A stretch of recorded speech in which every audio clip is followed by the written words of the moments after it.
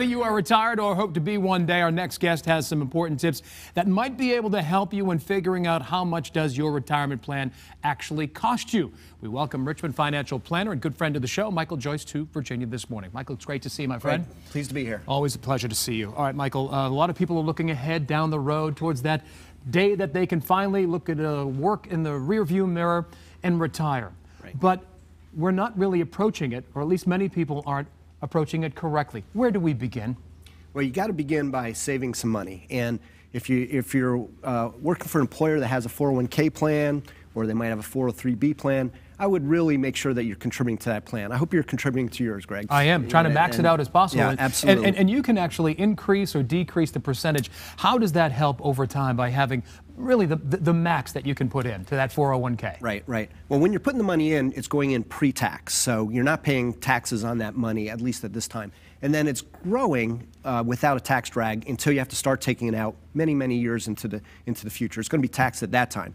But it's going to have the magic of compound return without that tax drag throughout that period.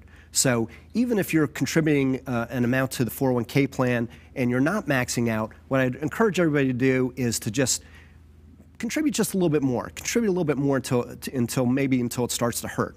And one of the advantages with many plans, your employer will actually match at least a portion of your contribution. Is it the blessing is that you don't even see that money in your checking account? It's already taken out pre-tax, so it's just sort of squirreled away. But in the long run, it's making money for you. Absolutely, absolutely. Although I do like to check it and see how it's growing. That gives me a lot of satisfaction. Certainly it is. Are all retirement plans equal, Michael? And if not, where do you choose the right one that's suited for you? Right.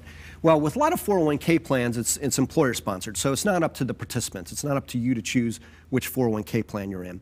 And not all 401k plans are the same. You know, there's different costs to a 401k plan. You know, there's the cost for investment management. There's a cost for plan administration. There's a cost for custody. There's other costs that could be involved with that. And that's not something that a participant writes a check out for, you know, but it's going to impact your return. The higher the cost, the lower your return. And over many years of compounding, if it's a high-cost plan, that's really going to hurt the overall returns. So what you really want to do is make sure you get a handle on what the costs are. And fortunately, the Department of Labor is coming out with some new rules right now. They're coming out with a couple new rules, but one of the rules is to make the disclosure of the fees and costs within every 401k plan, which might be a little bit opaque right now, but it's going to be easier to find. And as I said, I would encourage all participants to really ask the sponsor of the plan, which is going to be the employer, the HR department of the employer, and ask them what the plan costs, ask for the disclosure of the plan costs. And if it's a high-cost plan, you should really advocate for maybe making some changes in that plan or having them reduce some of those costs in that plan.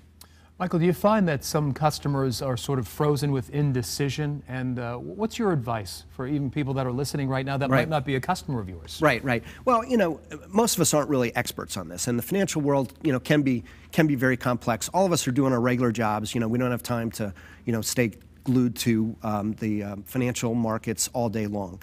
So many plans have, you know, target-based plans, or they might be based on your risk tolerance, and it's just easy to put money into that plan choice within your 401k plan. If you're investing outside the plan, let's say you're investing in an IRA or a Roth IRA, good place to start is with an index fund. You can buy a stock market index fund, which will grow over many years and will grow tax deferred. At the beginning of the interview, you were saying something about the fees that are attached to some of these 401k plans or retirement plans in general. What's the difference between a commission-based and fee-based plan? Well, you know, there's really not going to be much in the way of commission-based plans. There are different financial advisors, and some are fee-based, some are fee-only, in that they don't charge. You know, they don't sell financial products. They don't charge commissions, so they don't directly benefit from that. And this does play a role with retirement plans, though, because the Department of Labor is coming out with a new rule which expands the definition of a fiduciary. And a fiduciary, you know, if I can use an F word on this show, is as long as it's not the four-letter one, but you're good. That's right. You know, a fiduciary has to put their client's interest in front. So registered investment advisors who may or may not be fee-only are fiduciaries. They're required to be fiduciaries, so they are required to put their clients' or the plan's interest in front of their own interests. There is another lower standard of suitability, and a lot of commission-based financial advisors fall under the suitability standard, and that's kind of a lower standard. Basically, the standard is it suitable for that particular client, but they're not required to put the client's best interest out in front.